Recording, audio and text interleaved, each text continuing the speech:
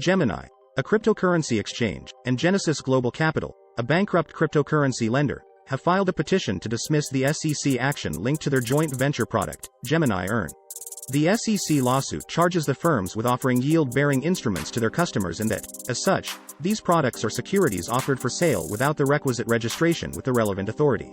In its court documents, Gemini and Genesis contend that Gemini Earn is not a security.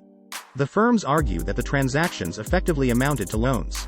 They ask the court to dismiss the complaint or to overturn the SEC's requests for a disgorgement and permanent injunction.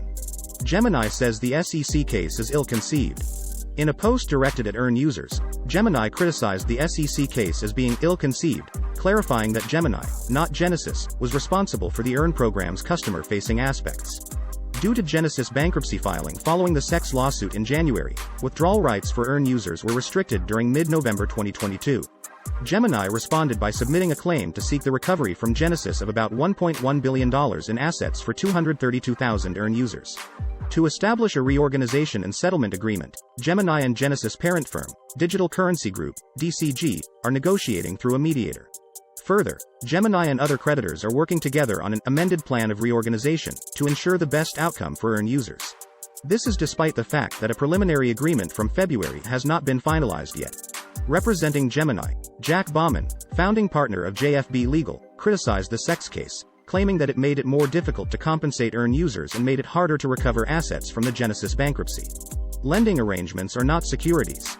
Users of Gemini's Earn program were able to earn interest on their cryptocurrency deposits thanks to a financing partnership with Genesis Global Capital.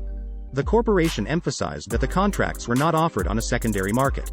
This supports its claim that the lending arrangements are not securities. Notably, all these started with the SEC's crackdown on the cryptocurrency industry, triggering a cascade of events that continues to affect the market.